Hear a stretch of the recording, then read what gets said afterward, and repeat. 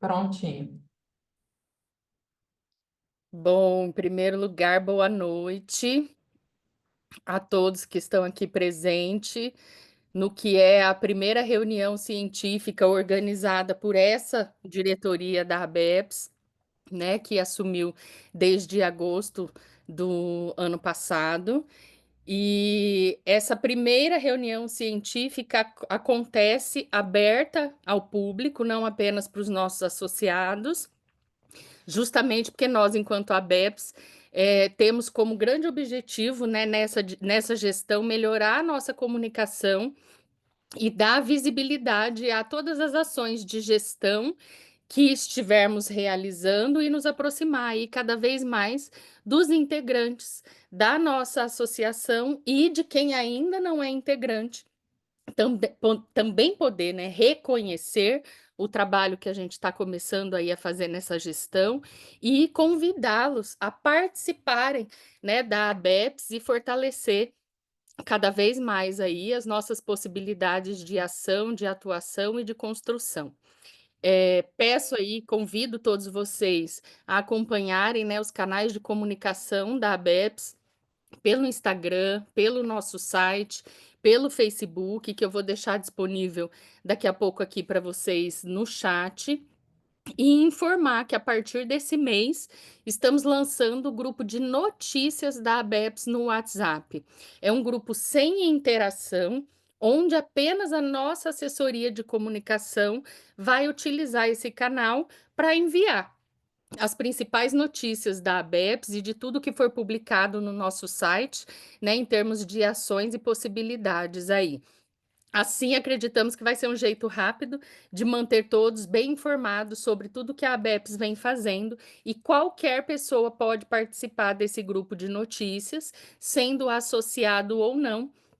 Também daqui a pouquinho vou colocar aqui o link para que vocês possam acessar, e participar desse grupo de notícias do WhatsApp. Aproveito a oportunidade aqui também para destacar a importância da participação dos associados na pesquisa que se encontra aberta no momento, que é um perfil, um mapeamento do nosso associado, para que a gente possa construir cada vez mais possibilidades de trabalho e parceria com cada um dos nossos associados, conhecer de perto os trabalhos que vocês vêm realizando, o que vocês esperam da ABEPS, para que assim a gente possa fortalecer cada vez mais o nosso trabalho e as nossas parcerias.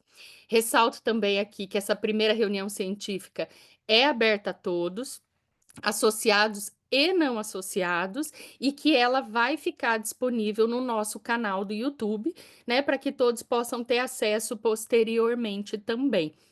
E aproveito a convidar quem ainda não é associado à BEPS a se associar para usufruir dos benefícios que a BEPS pode oferecer e que estão sendo ampliados cada vez mais, né? No dia 6 de maio, a gente já convocou os nossos associados para participação na Assembleia Geral Extraordinária, que nós vamos estar realizando para definir alguns pontos da gestão da ABEPS e publicar também para vocês, associados, tudo o que a gente vem trazendo aí, pensando de melhorias para essa nossa parceria. Ressalto aqui mais uma vez, tivemos um imprevisto. Hoje a nossa fala da reunião científica era para estar sendo realizada com o Rafael Corazza, né, que estaria falando aí sobre a questão de suicídio e adolescência. No entanto, por motivos de saúde, o Rafael não pôde participar e solicitou que a gente remarcasse a participação dele para que ele pudesse investir aí na recuperação e cuidado dele.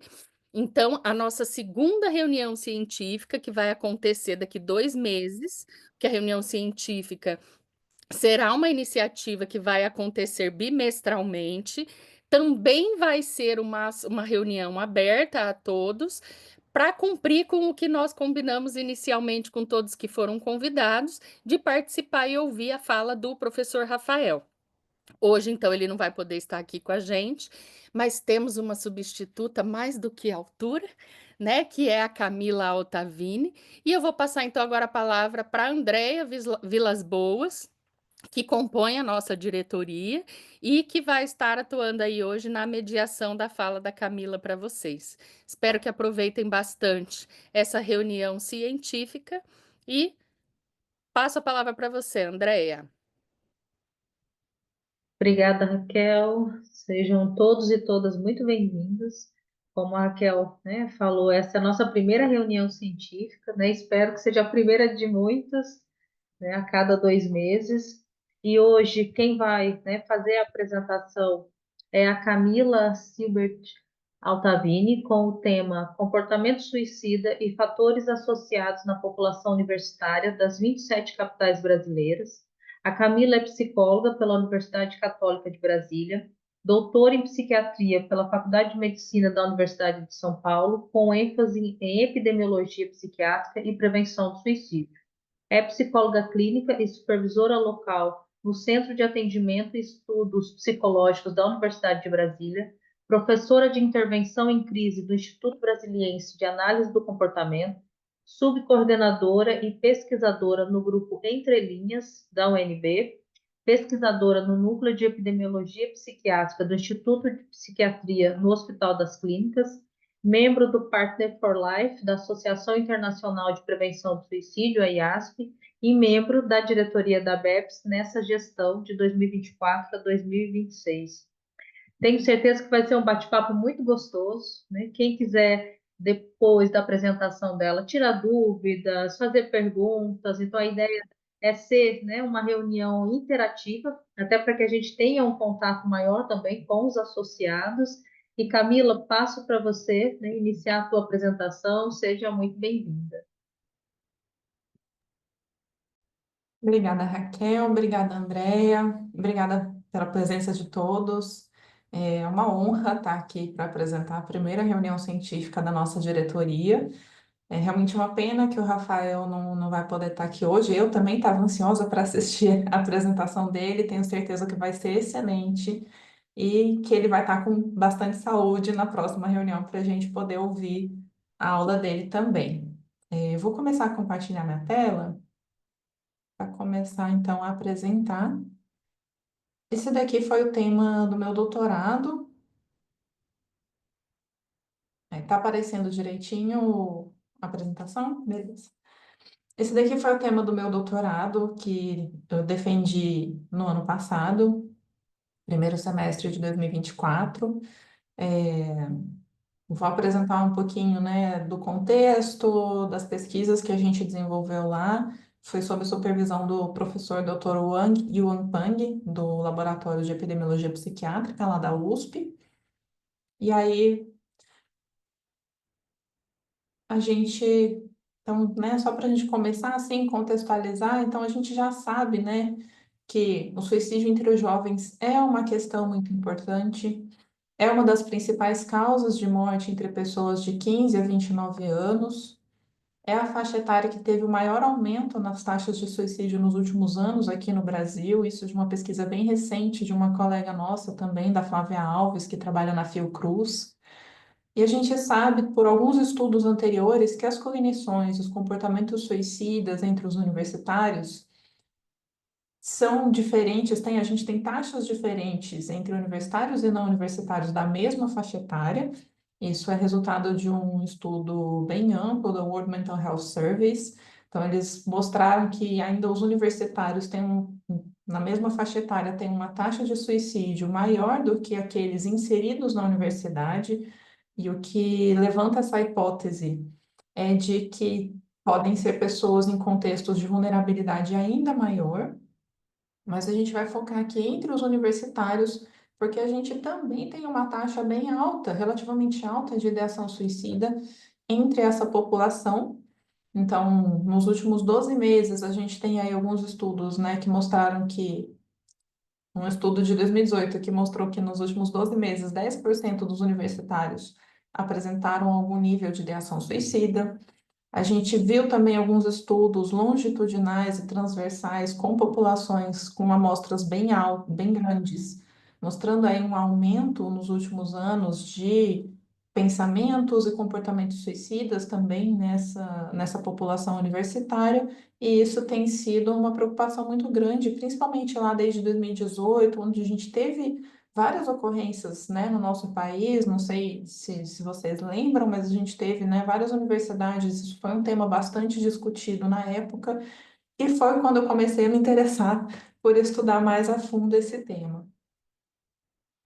O que a gente tem de estudos que já pesquisam, que já investigam, ainda é muito pouco, mas alguns já trazem alguma relação entre fatores escolares ou acadêmicos. Aí a gente tem estudos tanto com população de ensino médio quanto de universitários, que estão relacionados a comportamentos e pensamentos suicidas, né? Relacionados à vivência acadêmica ou escolar, que é o rendimento escolar abaixo da média, comportamentos de isolamento social, vivência de bullying e atitudes negativas em relação à escola. Só que a gente ainda tem várias lacunas que precisam ser preenchidas, né, dentro desse conhecimento, que é um mundo dentro da população universitária, que é um mundo dentro da suicidologia que ainda é muito pouco explorado. Então, a gente ainda tem evidências insuficientes sobre as estratégias de prevenção nessa população. A gente tem estudos muito heterogêneos, com medidas e metodologias ainda pouco padronizadas, tanto na área de suicidologia como de forma geral, mas principalmente, né, quando a gente vai olhar para essa população específica. A gente tem uma falta de consenso sobre a aplicabilidade dos fatores associados, tanto na clínica quanto em políticas públicas, e uma escassez de estudos de fato representativos que utilizem metodologias adequadas, principalmente quando a gente olha para essa população aqui no Brasil. Então, para tentar preencher um pouquinho dessas lacunas, a gente fez alguns estudos. Foi uma análise de fatores associados e de grupos vulneráveis entre os estudantes universitários brasileiros, que eu vou explicar um pouquinho mais detalhadamente para vocês. A gente também conduziu uma revisão sistemática sobre estratégias de prevenção e que levou a gente a fazer também uma reflexão sobre o efeito das campanhas de conscientização, qualidade de comunicação e efeito contágio. Então, quando a gente fala do suicídio entre universitários, o estudo que a gente fez para avaliar a prevalência, fatores associados e grupos vulneráveis, a primeira parte dessa análise já foi publicada no Journal of Affective Disorders. A referência está aqui para quem quiser dar uma olhadinha depois. E aí, entrando mais especificamente, então, nessa temática, a gente já tem alguns estudos que apontam que esse momento de transição para a fase adulta, ela requer mais responsabilidades e autonomia dos jovens. Ao mesmo tempo, eles enfrentam demandas acadêmicas bastante intensas, com as quais eles ainda não lidavam até esse momento. Quando isso é somado à falta de suporte social, a questões econômicas, a desempenho acadêmico baixo, ou pressões que já são vividas por esses jovens nessa fase de transição para a fase adulta, onde eles precisam decidir as profissões que eles vão ter, né, muitas vezes com um peso muito grande, tudo isso somado leva a sofrimento mental e cognições suicidas. E a gente sabe que o suicídio de jovens universitários na nossa sociedade tem um impacto muito grande. É altamente publicizado na mídia, a gente vê que quando acontece um suicídio de um jovem universitário, é amplamente divulgado, muitas vezes de uma forma não seguindo os padrões, as recomendações da OMS, e isso tem levantado cada vez mais discussões sobre o papel da universidade na saúde mental do estudante. Então, frente a essa escassez de evidências sobre prevenção e a falta de consenso sobre a interação desses fatores e qual que é a aplicabilidade desse conhecimento na clínica e nas políticas públicas, a gente viu essa necessidade de identificar quais são, então, os fatores associados e quais são os grupos mais vulneráveis para que a gente possa desenvolver estratégias de prevenção mais adequadas para essa população. Então, disso, a gente separou em duas fases o estudo. A primeira fase foi fazer essa análise de prevalência e fatores associados à ideação suicida na população universitária, e a segunda fase foi utilizar esses dados para fazer a identificação de subgrupos da população universitária, conforme alguns indicadores de ajustamento acadêmico, saúde mental, e aí analisar se tinha alguma associação entre esses subgrupos e a presença de ideação suicida e sintomas depressivos.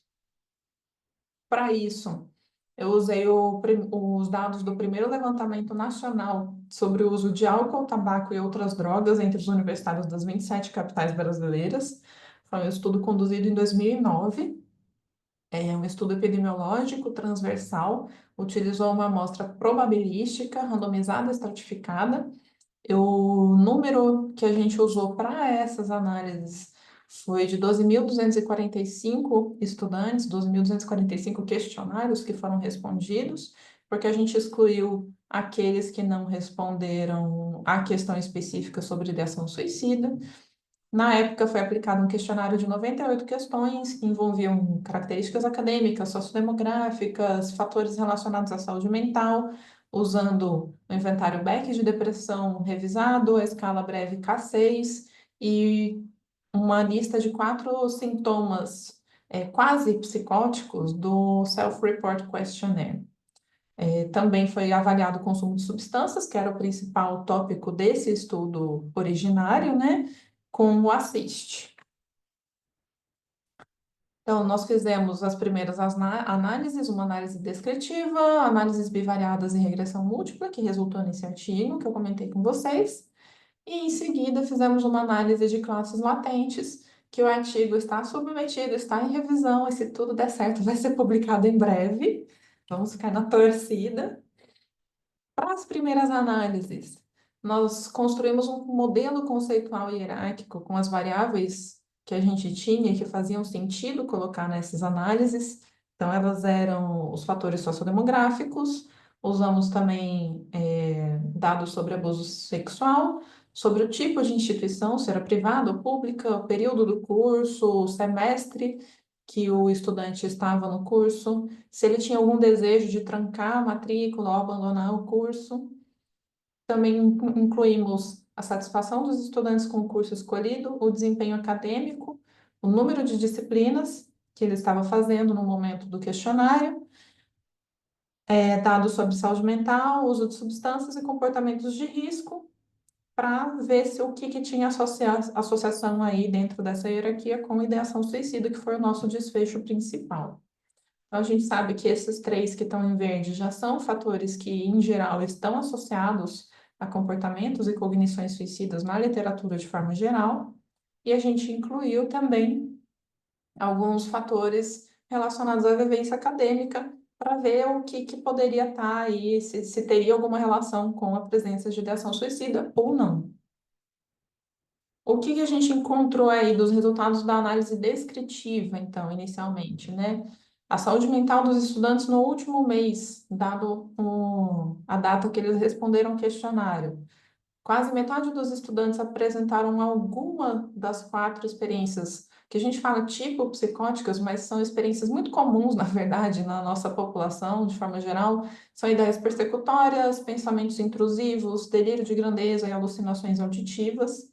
Para fazer essa análise, a gente juntou tudo numa categoria só, porque não era nossa ideia principal analisar cada uma especificamente, né? E a gente sabe que esse é um instrumento muito de triagem, de screening, então não tem uma relevância clínica, mas a gente resolveu manter assim mesmo para ver se aparecia alguma associação, né? Dado que é um indicador de saúde mental também.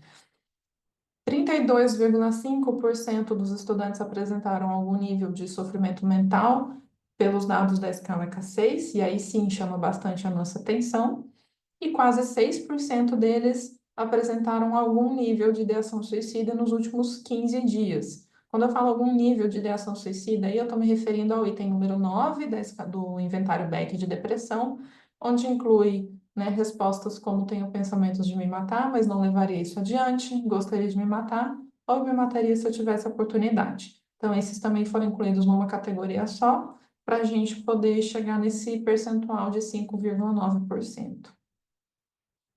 Quais foram os fatores associados à presença de ideação suicida? Então, sofrimento mental, como já era esperado, né, com um risco aí de 6 vezes para aqueles estudantes que apresentavam algum sofrimento mental comparado com aqueles que não apresentavam sofrimento mental, a presença de história de abuso sexual, experiências do tipo psicóticas num grau mais baixo até do que os outros dois fatores, como eu falei, não é um diagnóstico, né, de psicose, então, de fato, é um indicador que é mais amplo, que pega mais estudantes nesse sentido. E temos alguns fatores acadêmicos que apareceram relacionados à presença de ideação suicida, como o desempenho acadêmico, principalmente aqueles estudantes que tinham reprovado em todas as disciplinas no último semestre, o desejo de largar ou de trancar o curso, e a insatisfação com o curso também apareceu associada à presença de ideação suicida. E da mesma forma como a gente vê para a população geral, religião e a presença de filhos também foram fatores protetivos para a ideação suicida nessa população. Então, a gente sabe que já tem alguns estudos que indicam, apesar de não ter muito estudo que fala sobre a ideação suicida necessariamente, a gente pode levantar algumas hipóteses a partir desses resultados, principalmente quando a gente olha para os dados das variáveis acadêmicas, que a insatisfação com o curso, ela já é relacionada em outros estudos com altos níveis de estresse entre os estudantes universitários, e a gente sabe, né, que a insatisfação com a vida é um fator que é altamente associado com a ideação suicida, e pensando na importância que o curso universitário tem na vida de um estudante, no tempo que esse estudante passa dentro da universidade, a gente poderia fazer uma analogia, né, de que essa insatisfação com o curso seja transferida para uma insatisfação com a vida de forma geral, e aí ter essa relação com ideação suicida. O desejo de trancar ou negar o curso também tem sido muito associado com sentimentos de falha, desesperança, ansiedade, inclusive burnout entre estudantes universitários. Muitas vezes é relacionado à pressão acadêmica, afeta a motivação dos estudantes em relação aos cursos e afeta também, por consequência, o desempenho acadêmico, que em amostras de adolescentes e de ensino médio já tem sido relacionado com o risco de suicídio, principalmente quando esses estudantes apresentam ideias mais perfeccionistas, e que na universidade alguns estudos já apontam com uma relação do baixo desempenho acadêmico com esses sentimentos de derrota, humilhação e aprisionamento, que são sentimentos muitas vezes associados à ideação suicida também, né? Então a gente faz esse caminho entre essas variáveis e essa possível associação delas com a ideação suicida encontrada. Ainda assim, a gente sabe que os fatores de risco olhados individualmente, eles não ajudam muito a gente a pensar em estratégias de prevenção e nessa intervenção clínica necessariamente. Para quem teve presente, inclusive, no nosso congresso do ano passado, né, a aula do Bertolotti foi basicamente sobre isso.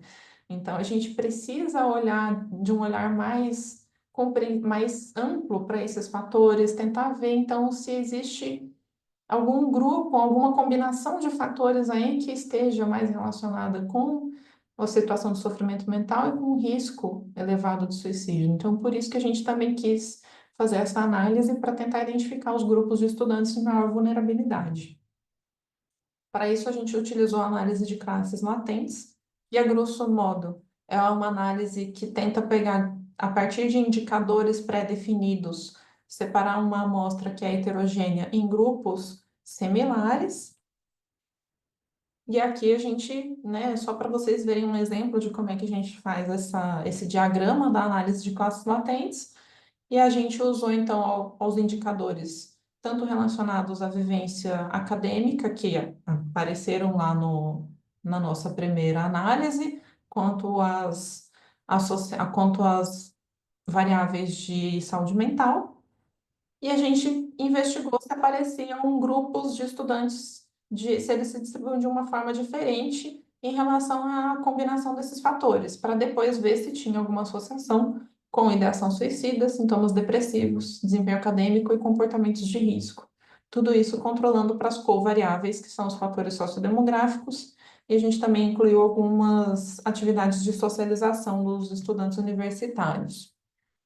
Aqui a gente encontrou, dos nossos resultados, o que melhor se encaixou considerando os critérios estatísticos, de interpretabilidade e de aplicabilidade clínica.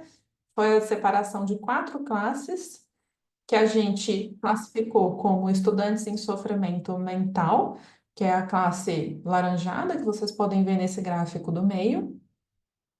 Os estudantes com comportamento de binge drinking, que é o beber episódico pesado, que é a linha roxinha. Os estudantes insatisfeitos com o curso, que é essa linha verde do gráfico, e os estudantes que a gente chamou de normativos, que foram aqueles que que tinham uma alta satisfação com o curso e não se destacaram em nenhum outro dos indicadores que a gente utilizou para fazer essa análise.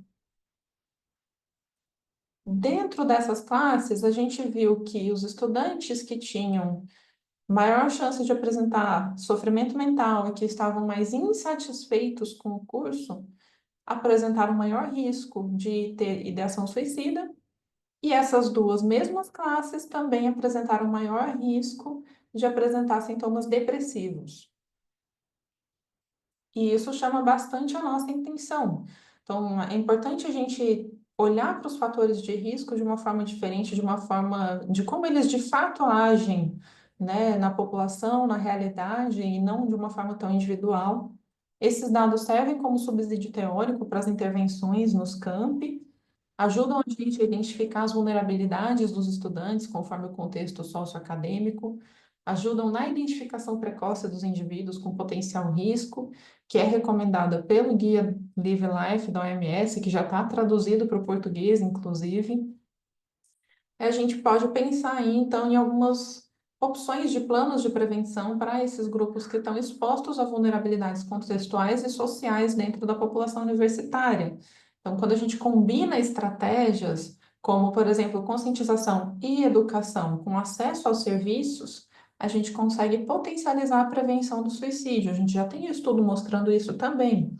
Então, a gente trabalhar com desenvolvimento de habilidades, reforço de fatores protetivos, comportamentos de busca de ajuda, isso a gente consegue aumentar com conscientização e educação. E a gente precisa que essas pessoas que desenvolvem essas habilidades, que buscam ajuda, de fato consigam essa ajuda. E isso a gente faz promovendo acesso aos serviços de atenção à saúde. E aí, então, eu vou falar mais rapidinho sobre a revisão sistemática, tá? Só para não me alongar demais aqui, mas só para a gente entrar, então, nessa questão da prevenção em si, né? O que que a gente sabe sobre prevenção até o momento? E aí a gente focou nesse estudo na prevenção primária. Também já está publicado esse estudo, para quem quiser dar uma olhada, né, para a gente entender o que que de fato funciona e o que que não funciona, o que que tem evidência, né, que de fato possa funcionar na prevenção primária. Por que que a gente escolheu fazer o estudo focado na prevenção primária ou universal? A gente tem essa tendência de aumento das taxas de suicídio no Brasil, principalmente na população jovem.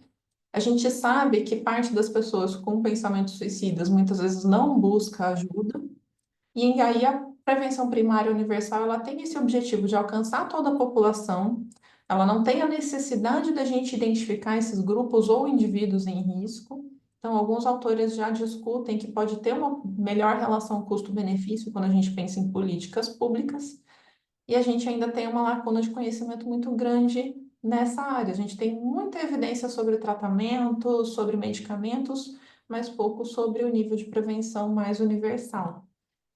E aí a gente então fez essa revisão sistemática com o objetivo de responder essas duas perguntas: quais são as estratégias e quais são as evidências sobre essas intervenções. Para Tô isso a indo gente fez, amanhã da manhã cedinho. para isso a gente fez uma overview, que é uma Hã? revisão sistemática de revisões sistemáticas, Tá indo? usando as diretrizes do Prisma. A gente fez o registro no Próspero, fez uma busca em 5 bases de artigo. Fizemos a triagem e a seleção dos artigos, esses aqui são os resultados de cada etapa, e no final a gente teve 32 estudos incluídos nessa revisão, que passaram por uma avaliação de risco, de viés e de qualidade metodológica. Vocês podem ver aqui que a maior parte dos estudos tiveram uma qualidade metodológica criticamente baixa, e a outra parte, a outra quase metade aí moderada, e mais da metade foram revisões com alto risco de viés. Isso chama muito a nossa atenção sobre o que a gente tem de evidências de fato sobre prevenção do suicídio no momento. Dos principais resultados que a gente teve, a gente sabe que a gente dividiu em dois grandes grupos, então, os estudos que focavam em estratégias multicomponentes, e essas pareciam ter melhor efeito quando consideravam as especificidades da população-alvo, mas ainda assim a gente tem evidências insuficientes e tem o desafio de que a gente não sabe de fato qual que é o efeito de cada componente em si. Então a gente não sabe quais de fato estão ajudando a prevenir ou não. Mas a gente sabe que quando a gente combina várias formas de prevenção, a gente tem aí uma probabilidade de prevenção, um potencial preventivo maior. Aqueles estudos que investigaram as estratégias individuais, a gente conseguiu observar que tem mais evidências sobre restrição aos meios, isso já é bastante conhecido. A gente viu muitas evidências sobre o efeito da mídia, tanto para proteção quanto para o efeito contágio. Então, a gente tem o efeito da mídia tanto no efeito papageno, que é a proteção do suicídio, quando a gente tem comunicações de qualidade, e a gente tem o risco do efeito contágio quando as comunicações não são feitas respeitando as diretrizes, quando não se considera a importância de fazer a comunicação de forma responsável. E a gente viu também alguns efeitos em outros desfechos, como conhecimento, busca de ajuda, identificação de risco. Então, o que a gente tem de direções aí a partir desses resultados? A gente ainda precisa de estudos mais robustos, que avaliem os efeitos e a relação custo-benefícios dessas ações de prevenção do suicídio. A gente precisa investir em políticas públicas que incluam a restrição aos meios e a promoção de diretrizes de comunicação responsável. E a gente precisa de estudos epidemiológicos atualizados que identifiquem esses fatores associados ao suicídio na população brasileira e que a gente possa não olhar para os fatores de forma individual, mas também pensar aí em como eles interagem entre si. E a partir disso, a gente fez então uma reflexão sobre as campanhas de conscientização, sabendo que a gente tem evidências insuficientes sobre essas ações de prevenção universal e primária entre universitários, que a gente tem evidências insuficientes sobre as ações de conscientização na prevenção do suicídio, é que eu não estou falando de comunicação, eu estou falando das ações especificamente de conscientização, porque a gente sabe que o efeito da mídia tem um risco de contágio e pode ter o efeito papageno quando feito com responsabilidade. Tendo em vista a alta publicização dos suicídios de estudantes universitários que a gente tem visto e todo esse conhecimento que a gente já tem agregado, a gente começou a perguntar, então, essas campanhas de conscientização e reportagens apropriadas na mídia vão ser suficientes para a gente evitar mais mortes por suicídios? E quais são os alunos que de fato podem se beneficiar? Será que a mensagem que a gente está passando nessas campanhas de conscientização estão de fato chegando a quem precisa? Né? Então, a gente precisa se perguntar isso também. Essa daí foi uma carta aos editores que a gente também publicou. E a gente já tem alguns estudos mais recentes também aqui no Brasil que mostram, então, a importância do desenvolvimento de políticas públicas baseadas em evidências, de protocolo de avaliação dos efeitos dessas políticas implementadas e da propagação das diretrizes de comunicação responsável e promoção das mesmas, visando a adesão dos profissionais e dos produtores de conteúdo. Até porque não adianta nada a gente falar de comunicação responsável sem incluir quem de fato vai fazer essa comunicação, né? Próximos passos para a gente pensar aí, então, sobre a prevenção do suicídio entre a população universitária é pensar nisso, a padronização das definições operacionais e medidas dos desfechos, as metodologias adequadas e as amostras representativas são muito importantes para a gente conseguir ter evidências de fato, a avaliação dessas ações de prevenção. E o que a gente pode pensar, o que a gente pode fazer com os nossos estudantes? A gente vai investir em triagem universal ou indicada na saúde mental? Vamos fazer atendimento sob demanda para esses estudantes? A gente dá conta de fazer isso? Vamos monitorar os alunos que solicitam algum trancamento ou manifestam algum tipo de insatisfação com o curso? Dá para fazer promoção de saúde mental na universidade? Como que a gente pode fazer restrição de meios letais para essa população especificamente, né? Então, são algumas perguntas que eu deixo aí como reflexão para a gente pensar junto.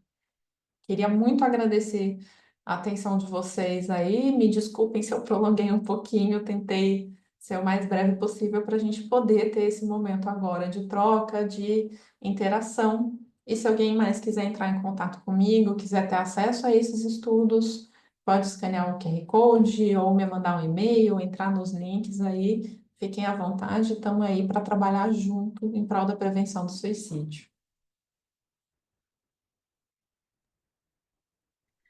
Muito bacana, Camila. Eu acho que daria mais algumas reuniões só para a gente discutir esse trabalho, pelo tamanho dele, pela qualidade também, né, das informações. Tem um grupo que a Ana Vitória, né, que está aqui, ela participa, né, aquele grupo que trabalha essas questões de suicídio na universidade, da universidade, né, que faz reuniões também, tem uma discussão muito bacana. E te ouvindo falar, eu fiquei pensando na importância dessa transição, né, do ensino médio para a universidade, o impacto que isso pode ter, né, tanto em relação ao desempenho acadêmico quanto ao sofrimento psíquico, né?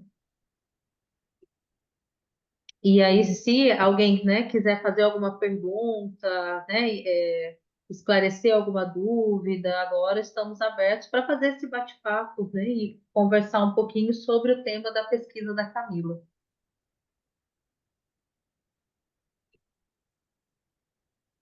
E aí o microfone também, né, se quiserem colocar, né, no bate-papo ou abrir o microfone para fazer a pergunta.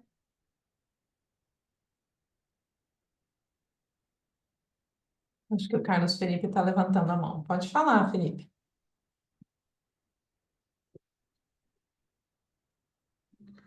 Bem, obrigado, Camila. Boa noite a todos. Foi bom conhecer parte da tua tese de doutorado. Estava pensando em relação a que fiquei pensando em relação os estudantes universitários em diferentes regiões do país.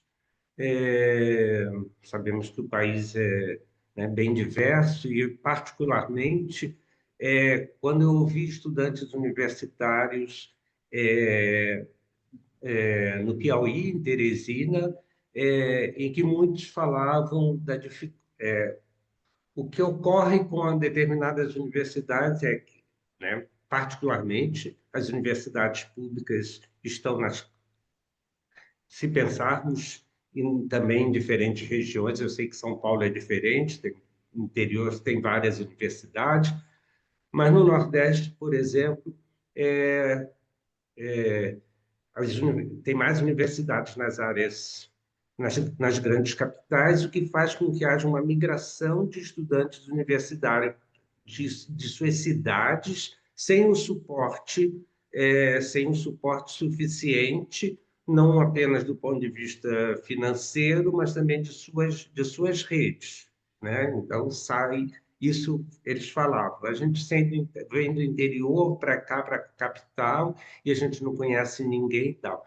E essa foi uma questão que eu até fico pensando, bem, nos Estados Unidos também existe um modo, né, uma tendência de estudantes mudarem de cidade para estudarem, até por uma questão assim, se não fizer assim, não é normal. O normal é sair da sua cidade, largar sua família e ir. Mas o que me parece que pode diferenciar é o suporte que as universidades podem dar a esses estudantes. Essa é uma questão. A outra, e eu não sei como é que isso aparece aí, a outra foi que eu ouvi desses estudantes que muitos estavam fazendo a universidade lá, mas tinham se preparado porque queriam fazer vestibular para a USP, como a grande meta incentivada por conta da importância que tem a USP dentro do cenário nacional. São esses dois pontos, não sei como é que aparece essa vulnerabilidade, essas particularidades dentro desse estudo, ou se é alguma coisa que tem que avançar ainda, para a gente conhecer mais diante desse quadro bem diverso do país. Obrigado. Obrigada pelos comentários, Felipe. Só pegando o gancho, inclusive, do comentário da Andrea também, né? A gente, de fato, tem essa transição, é um momento de muito estresse, né? De muitos desafios para os estudantes, tanto é que tem alguns estudos que investigam, inclusive, comportamentos, vulnerabilidade para suicídio, especificamente em calouros, que é bem interessante, não no Brasil, mas fora, então isso já é uma coisa que está sendo olhada. E respondendo ao Felipe, eu acho que é uma coisa que a gente ainda precisa avançar de fato, né? Como vocês puderam ver, os dados que eu usei no doutorado foram dados coletados em 2009. De lá para cá, a gente teve uma mudança muito grande no perfil dos estudantes universitários, né? A gente teve aí as políticas de cotas, a gente teve várias outras políticas que surgiram nesse meio tempo e que mudou as características da nossa população universitária. Então, por isso que eu falo, a gente precisa atualizar também, né, essas informações. E, de fato, a gente, nesse estudo, não sei se na época não se era ou se não foi o foco do estudo a questão da migração, mas quando a gente olha dentro da universidade, porque eu estou lá dentro, eu trabalho numa universidade pública, federal, a gente vê, né, que essa questão da migração é muito importante, é às vezes fonte de sofrimento.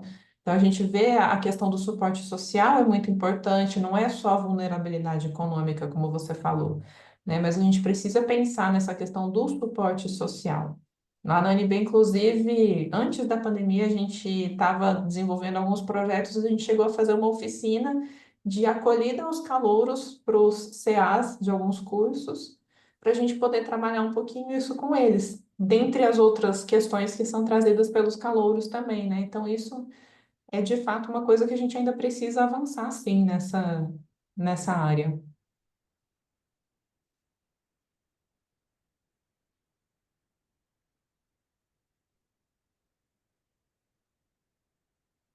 Tem alguns comentários, né, e eu vou ler para você, não sei se você chegou a ver, né, aqui da Ana, né, falando que trabalho complexo e lindo, Camila, parabéns.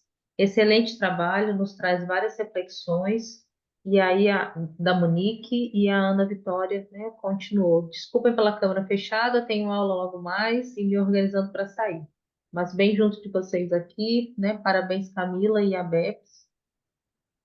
E pegando um pouco, né, o gancho do Felipe, eu acho que além dessa questão das diferenças regionais, a gente tem diversos tipos, né? Diversas maneiras de entrar na faculdade, de cursar, né? Até pelo tipo de curso, né? Faculdade particular, pública, pessoas que trabalham o dia inteiro e aí vão fazer faculdade à noite, né? Pessoas mais velhas que entram, né? Para fazer a faculdade já tendo alguma outra formação, adolescentes entrando, né? Então, pessoas com 17, 18 anos, eu imagino a complexidade que deve ser, né? Conseguir pensar em prevenção do suicídio, propostas também, né, de promoção de saúde mental em âmbito universitário, né? Porque se a gente parar para pensar, tem muitas, né, variáveis que precisam ser levadas em conta. E acho que por ser uma população tão complexa, é quase que um reflexo da nossa diversidade no Brasil, né? Então, é uma coisa que a gente tenta sempre defender também no nosso trabalho lá na UNB, é de olhar para os cursos mais especificamente, né? Aquilo que eu falei que trouxe na revisão sistemática, de que as, as intervenções de prevenção, elas tendem a ter melhores resultados quando consideram as especificidades da população-alvo. Eu falei isso meio rápido, mas assim, entrando um pouquinho mais nessa questão, é um pouco disso, né? Então, lá a gente às vezes olha assim, o que que é específico do curso de medicina, o que que vai funcionar para esses estudantes? O que que é específico do curso, sei lá, de engenharia elétrica? Porque são perfis muito diferentes de estudantes que a gente tem, a depender do curso, a depender da idade, a depender do contexto. Então, a gente precisa considerar essas questões para poder pensar o que que vai funcionar melhor para eles, né? Então, a gente tem uma grande população, que é a população universitária, então vai ter coisas que são comuns a todos os estudantes, mas a gente também tem que olhar ali para essas especificidades para poder saber como se comunicar com eles de uma forma melhor, como levar eles para participar das ações de promoção de saúde, isso tudo faz muita diferença. A Então, Estela levantou a mão. Boa noite, Camila. parabéns. Parabéns, viu, pela sua pesquisa. Depois eu quero ler com calma. Eu entrei um pouquinho atrasada porque eu estava atendendo, mas eu consegui ouvir boa parte do que você falou. O meu trabalho de prevenção e pós-venção, ele é muito focado nos anos finais do fundamental e no ensino médio. E semana passada eu estava conversando com uma pessoa de uma universidade federal aqui do Brasil, e ela estava compartilhando sobre a dificuldade, muitas vezes, de identificar e receber esses universitários em sofrimento. A gente estava conversando por causa de um contexto do grupo de pesquisa que eu participo da USP de Ribeirão. Era uma reunião que a gente estava e ela trouxe, né, essa dificuldade, quais as possibilidades, enfim, que muitas vezes o aluno, o estudante universitário, ele não busca ajuda, ou ele busca de maneira pontual, mas acaba que depois ele some. Ela estava contando um contexto de uma estudante que estava com ideação suicida, sabe? E daí eu queria ouvir um pouco, assim, de você. Quando a gente pensa na triagem para a identificação desses universitários, o que que você vê de possibilidade dentro das universidades? Porque, né, eu tenho uma experiência com o ensino médio, os anos finais, num contexto menor, mesmo que seja uma escola grande, é um contexto mais controlado, onde os orientadores têm mais contato com esses estudantes. Mas e na universidade? Assim, que possibilidades você vê dentro de uma universidade, que é um ambiente muito maior, com um número muito mais expressivo de estudantes? Enfim, queria te ouvir um pouquinho em relação a isso. Obrigada. Obrigada pelo comentário, Estela, e parabéns pelo seu trabalho, até porque eu sempre falo assim, apesar de eu ter focado o meu estudo na população universitária, o trabalho de prevenção começa antes, né? Então, é ali, no ensino fundamental, no médio, que a gente precisa já começar a trabalhar, né, com esses jovens. Mas é de fato um desafio quando a gente pensa em fazer esse tipo de triagem em universidade, principalmente em universidades grandes. Então, por exemplo, lá na UNB a gente tem, eu não sei exatamente, mas em torno de 50 mil alunos. E, enfim, não tem, simplesmente não tem como a gente triar todo mundo, né? Aplicar um teste em todos os alunos, isso, né, não faz nem parte da nossa realidade aqui no Brasil. Mas o que a gente tem visto, algumas ações pontuais de cursos específicos, de professores, e isso eu tenho visto tanto na UNB e tive contato com algumas iniciativas desse tipo na USP também, de fazer um esquema de tutoria, né, dos estudantes. Então, tanto já vi alguns casos de tutoria, assim, de um professor ficar responsável por um grupo menor de estudantes, sei lá, 5, 6, no máximo 10 estudantes, que ele vai acompanhar periodicamente para saber como é que estão, não só para acompanhar o rendimento acadêmico, né, mas para além disso, para ser esse link, assim, com o suporte social, para ele ser a pessoa de referência daquele grupo de estudantes, caso eles precisem. E aí a gente consegue ter uma visão melhor dessas nuances, né, dessas complexidades dos estudantes. Tem alguns cursos que fizeram tutoria de veteranos com os calouros também, né? Então, isso varia muito, isso a gente ainda tem pouquíssimo estudo, porque é o tipo de ação que vai começando aí com base numa demanda muito emergente, e a gente não consegue parar para fazer um projeto, para fazer uma pesquisa, coletar dado, né? Mas a gente precisa começar a pensar nisso também, porque é só com esses estudos que a gente vai conseguir comprovar que essas ações são eficazes e estimular outras pessoas, inclusive, a investir mais nisso, né? Então, o que eu penso, assim, que parece estar funcionando, uma visão prática mesmo, é esse esquema, assim, de tentar ter uma observação de um grupo menor de estudantes, de fazer um acompanhamento um pouco mais de perto, de ter pessoas de referência dentro do curso, que o estudante possa buscar caso precise, né? Então a gente precisa pensar nessas alternativas que não é só fazer uma triagem, aplicar um teste e aí a gente vê quem que pontuou e quem que não pontuou, né? Porque isso de fato nem tem sido recomendado para populações gerais, assim. A gente faz esse tipo de triagem em pronto-socorro, né? Com populações mais específicas. Mas, assim, é um desafio ainda, a gente ainda precisa descobrir qual que é a melhor forma mesmo. Acho que alguém mais levantou a E mão. tem uma mão levantada, mas também tem duas questões que foram colocadas aqui, né, no bate-papo. A Josiane, né, escreveu que esse trabalho me fez pensar que aqui no Acre muitos vão para a Bolívia. Ainda tem essa questão, né, também de mudança, né? Tem vários acreanos que de fato vão fazer faculdade na Bolívia, né, e acabam ficando distantes num outro país, né, com uma cultura diferente, e o quanto isso deve ter também, como ela coloca aqui, de impacto, né, nas relações interpessoais, longe da família, da mesma forma que tem muitos estudantes de outros estados indo fazer faculdade lá no Acre, né, que acaba sendo um estado que é geograficamente mais isolado e que dificulta um pouco essa, né, esse contato mais próximo com a família.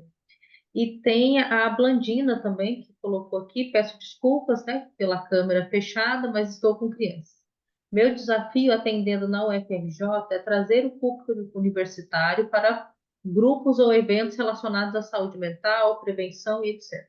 Os eventos acabam esvaziados porque estudantes se sentem muito sobrecarregados na rotina acadêmica. Eles nos procuram nos momentos bravos de crise. Fico pensando em cursos e materiais para ajudar os professores no acolhimento e identificação de jovens com algum sofrimento psíquico mais intenso. Blandina e Josiane, obrigada pelos comentários. De fato, Blandina, isso é uma realidade, né? Acho que se a gente conseguisse ensinar para os jovens a habilidade de buscar ajuda antes de chegar nesses momentos bravos de crise, né? Seria o ideal, mas acho que, inclusive, essa é uma habilidade que precisa ser desenvolvida, que faz parte dessa transição, né, da adolescência para a vida adulta também. E, de fato, uma coisa que a gente tem feito também lá na UNB, quando necessário, quando a gente é convidado por algum curso, assim, eu falo a gente lá na UNB, tá parecendo uma coisa muito uma entidade, né? Eu tenho um grupo lá na UNB, que é o grupo Entre Linhas, né? Como a Andrea apresentou no início, eu sou subcoordenadora do grupo, junto com a minha colega Elisa Reif Schneider, e lá, às vezes, alguns coordenadores, diretores de curso chamam a gente para dar algum auxílio, alguma assessoria nessa questão, né? Quando acontece alguma crise com algum estudante, enfim. E quando a gente chamou professores para conversar, a gente viu que teve uma adesão relativamente alta, e não só nos cursos individualmente, mas eu lembro, também foi antes da pandemia isso, que a gente fez uma palestra lá no local que a gente trabalha, na clínica escola, com essa temática sobre o sofrimento psíquico nas universidades e qual que era o papel da universidade e lotou o nosso auditório. Então, assim, é uma coisa que, de fato, os professores, a administração das universidades está muito preocupada e muitas vezes a gente, né, vê que, apesar da intenção, muitas pessoas não sabem como proceder, o que fazer nesses casos. Então, sim, a capacitação de professores para fazer acolhimento, principalmente para essa identificação e saber para onde encaminhar os jovens é crucial, né? É o que na sociologia a gente chama de treino de gatekeeper, que também tem sido bastante trabalhado, bastante estudado na nossa área. Então, de fato, é uma coisa que sim, a gente pode tentar investir mais e ter mais estudo para ter mais evidência também. Agora, acho que a gente pode passar para a Elísia, que levantou a mão também. Isso, Tem tem a Elisiane e depois tem a Andréa Alves, que também pediu aqui no bate-papo para falar. Elisiane, porque eu só vi um pedaço do nome ali e falei Elísia, desculpa.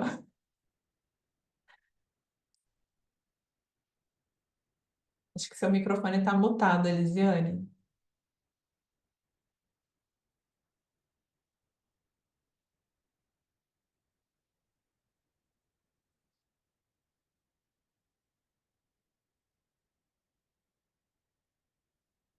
Tá sem áudio, a gente não tá conseguindo te ouvir.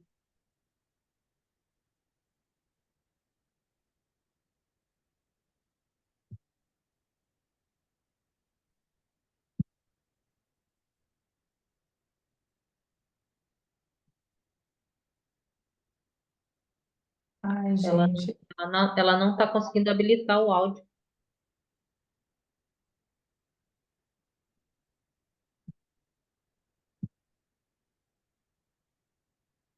Acho que a gente pode, Elisiane, enquanto você tenta, né, ver se consegue habilitar o teu áudio, a gente podia passar para a Andréia e aí depois retoma. Pode ser? Andréia, se você puder, né, abrir o seu áudio. Boa noite, vocês estão me ouvindo? Sim.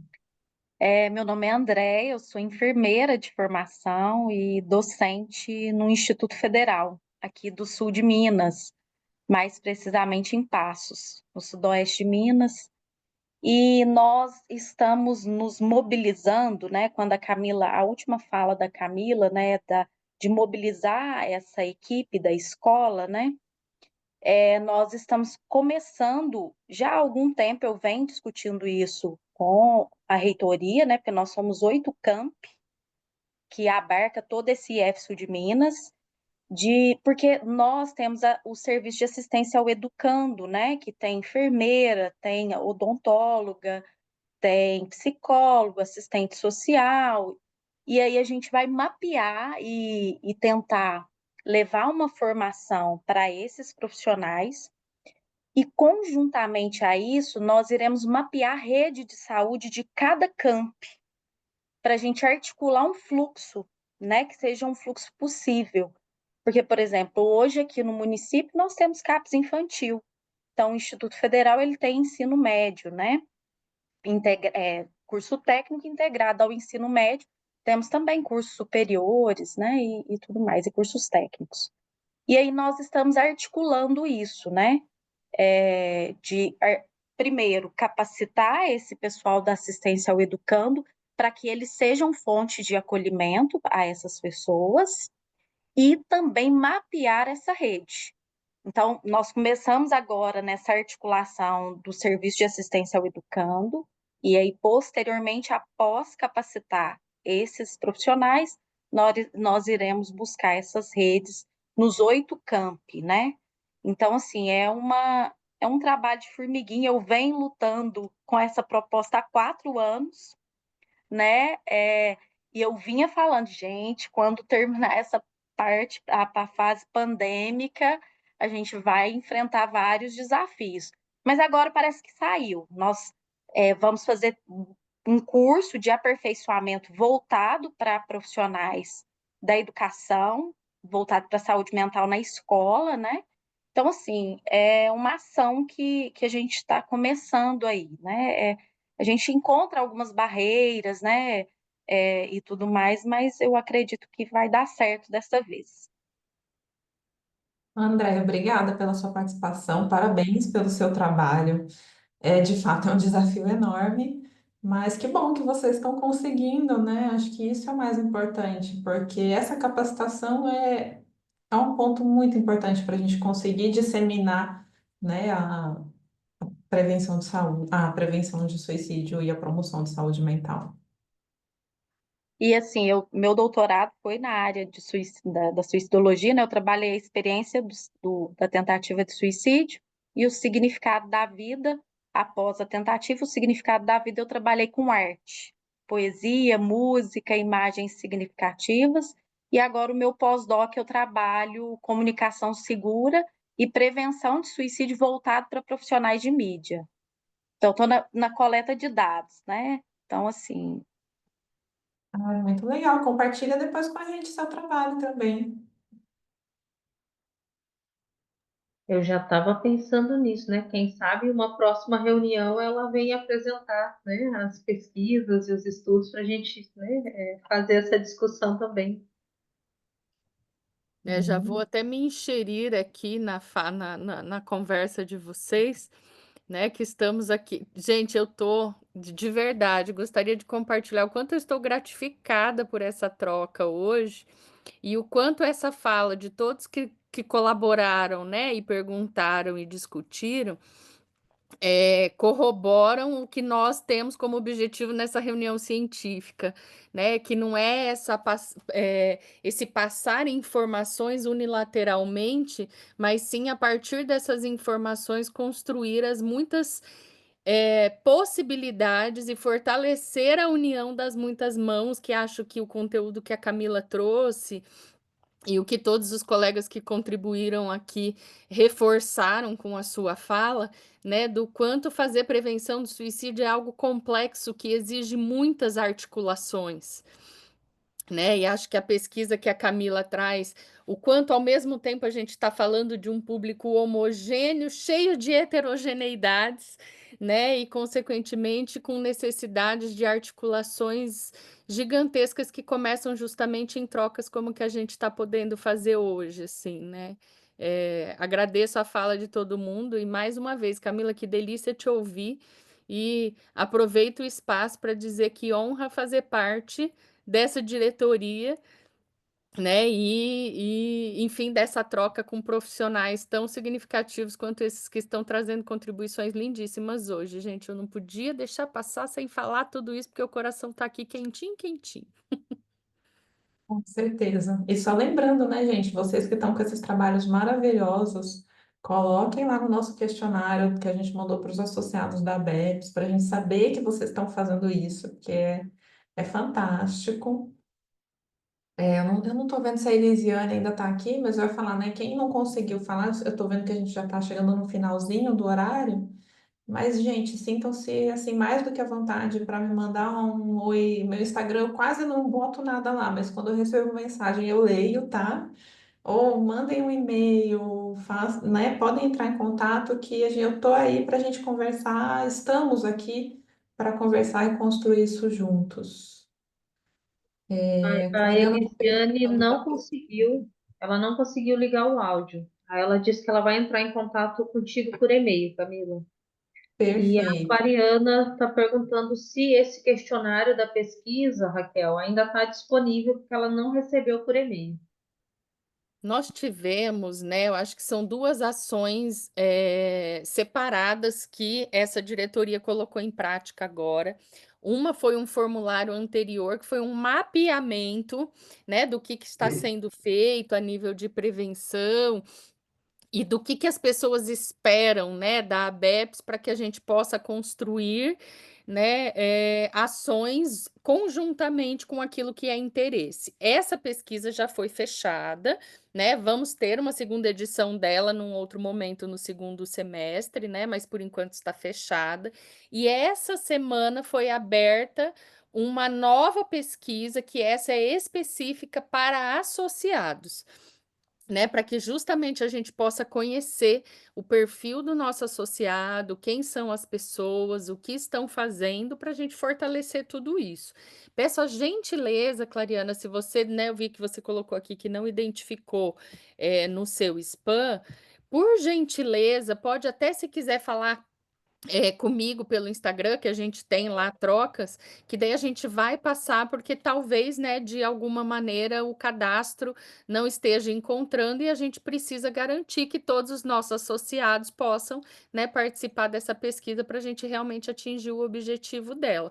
Então, quem não encontrar no spam e está aqui participando, por favor, entre em contato pelo nosso Instagram, né, da ABEPS, para que a gente possa identificar se no cadastro está tudo certinho, se tem alguma falha, e possa enviar esse link para vocês, tá bom? A Elisiane disse que agora conseguiu. Será que dá tempo da gente fechar com a fala dela? Elisiane, se puder abrir o teu áudio, então. Vamos lá, tentar mais uma vez. Desculpa, deu certo agora? Deu certo. Eu tive que sair e entrar de novo, aí deu certo. Bom, primeiro, parabéns, Camila, que trabalho fantástico. E me chamou a atenção que você estava falando sobre suporte social como uma das formas de prevenção, né? Eu não sei, e também pegando um pouquinho do que o Felipe falou sobre a transição, né, do ensino médio para o mundo universitário, E eu queria compartilhar uma experiência que eu tive no meu mestrado. Eu fiz uma pesquisa do suporte social dos pais e dos pares com adolescentes que vinham tendo efeitos negativos do engajamento acadêmico pela vitimização. E o suporte dos pais nos surpreendeu como muito significativo. O suporte na expressão emocional. Nós avaliamos emocional, companheirismo, instrumental, e o dos pares foi 0,05 para o apoio instrumental. Então, foi uma surpresa para a gente o quanto que não se imaginava que o suporte dos pais fosse tão significativo na adolescência, mas o trabalho revelou que sim. Então, não sei se vocês chegaram a pensar nisso, nessa transição, como uma possibilidade de prevenção. Interessante, nossa, obrigada. Depois vou querer ver seu trabalho também. Ah, eu te encaminho sim, obrigada. Manda, pode mandar. E, bom, nesse estudo a gente não chegou a levantar essa questão, mas de fato é um ponto bem interessante, né, da gente ver essa questão do suporte, tanto dos pais quanto dos pares, né, staff da escola ou da universidade. Isso também são questões que a gente ainda precisa estudar mais aprofundado. Parabéns pelo seu trabalho, obrigada pela contribuição. Obrigada, agradeço a atenção.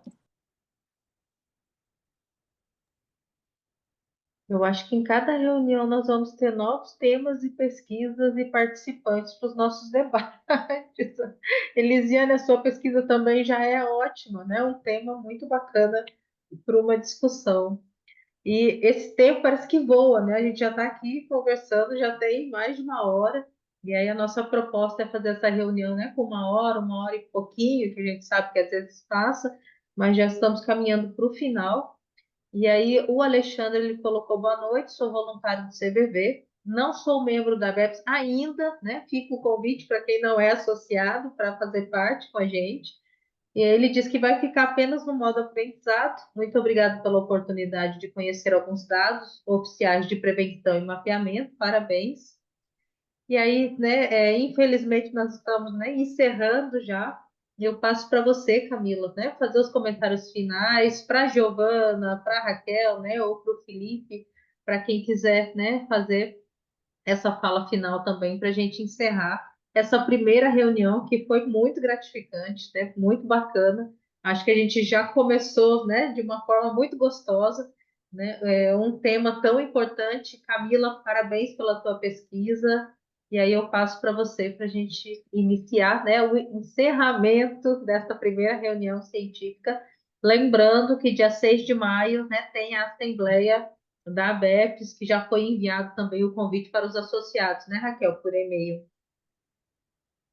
Bom, gente, acho que só tenho a agradecer, né, a participação de todo mundo aí, a contribuição de todo mundo que falou.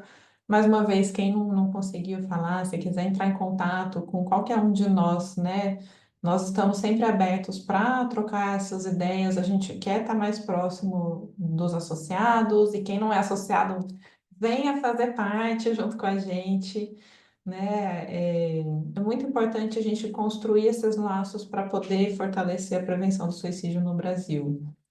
E esperamos alguns de vocês querendo, de repente, apresentar nas próximas reuniões, né? Então é isso. Alguém da diretoria ainda tem alguma fala para fazer no final? O pessoal já está saindo. Então, gente, muito obrigada. Obrigada pela participação de todos vocês. Parabéns a todos nós pelos trabalhos. Espero encontrar vocês nas próximas reuniões. E lembrando que a segunda reunião, né, daqui a 2 meses, vai ser, né, com o Rafael, que não pôde estar hoje, mas ela será aberta também, né, para todos. E aí, a partir, né, da terceira, ela passa a ser uma reunião específica para os associados. E aí fica o convite, né, para quem quiser participar da nossa segunda reunião, que mais próximo da data a gente já começa a divulgação, né, no site da BEPS, nas redes sociais da BEPS. Então, fiquem atentos e pelo e-mail também para quem é associado, né, recebe ou no grupo de WhatsApp que a Raquel colocou aqui, né, para quem quiser participar também, né, e saber, né, das comunicações e dos eventos da ABEPS. Camila, um abraço a todos, né, vocês, Raquel, Giovana e a todos e a todas que participaram. O link está aqui, né, a Lisiane já colocou de novo no chat, a Raquel também. E boa noite a todos e a todas. Foi um prazer, né? Uma discussão muito rica, a primeira de muitos outros encontros, né, que irão acontecer. Um abraço a todos e a todas. Boa noite, gente. Até mais. Boa noite. Até mais, boa noite. Pode parar a gravação, Camila.